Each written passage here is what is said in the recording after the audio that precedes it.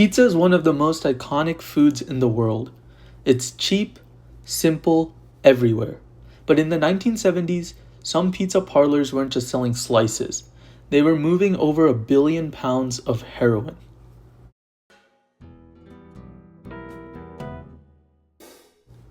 In early 19th century Sicily, landowners leased their farms to middlemen known as gobelati, entrepreneurs who didn't own the land but controlled it.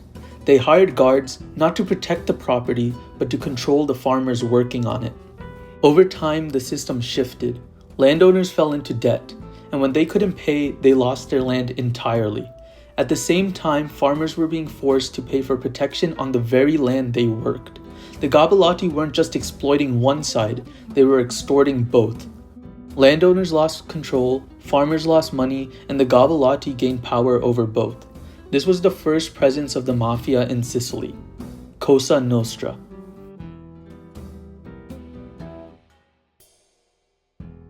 In 1861, during the unification of Italy, the government was trying to establish control over an island it knew very little about. So instead they relied on the people who understood it best, the mafiosi. With that foothold, the mafia began to rise. They exchanged favors for loyalty, votes for influence, and soon politics and the mafia became deeply intertwined. Most of their income came from the pizzo, protection money, paid by entrepreneurs and traders, but their real breakthrough came in the 20th century. As millions of Italians immigrated to the United States, the mafia followed. In the early 20th century, the Sicilian mafia had already established an international network, originally used for the distribution of tobacco. But when they realized heroin was far more profitable, they repurposed that network. The morphine base was sourced from the Golden Crescent, Iran, Afghanistan, and Turkey. It was then transported to Italy, where it was refined into heroin. From there, the product was distributed through mafia contacts in the United States. These contacts would collect payment in small denominations and launder the money through American investment firms. The money moved to Switzerland and then back to Italy. But moving heroin across continents is only half the operation. Once it reaches the United States, it still needs to be sold, a way to move product without attracting attention. The solution? Pizza shops across the United States. From New York to the Midwest, mafia-controlled pizza parlors became distribution points. These weren't hidden operations, they were legitimate businesses operating in plain sight.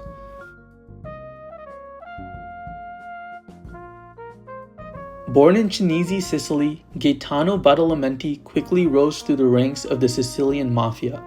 In 1978, he was banished from Sicily by rival mobsters, but exile didn't end his power. Even while on the run, Badalamenti continued to lead one of the most prolific drug cartels in the world. In the United States, his network was carried out through trusted intermediaries. One of them was his own nephew, Pietro Alfano, a key figure in coordinating operations in the American Midwest. From there, the drugs moved through members of the Bonanno crime family.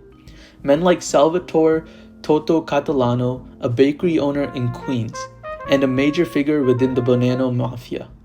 Catalano became Badalamenti's primary connection to the American Mafia, leading a crew of Sicilian immigrants known as the Zips.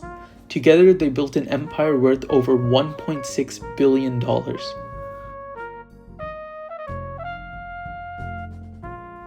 In 1976, undercover FBI agent Joe Pistone infiltrated the Bonanno crime family. What started as a single operation quickly expanded. Over time, the investigation grew into a multinational effort involving authorities across Europe and the Americas. Key figures began to turn. Informants provided insight into how the system actually worked. Then, April 8, 1984. In Madrid, Gaetano Badalamenti and his nephew Pietro Alfano were taken into custody.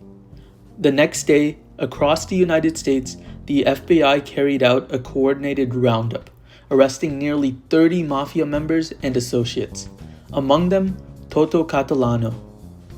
The trial began in October 1985 with 22 defendants. Over the next 16 months, the government built its case, creating the longest criminal jury trial in US history. 2 men pleaded guilty, 1 was murdered, and Alfano was shot, nearly killed.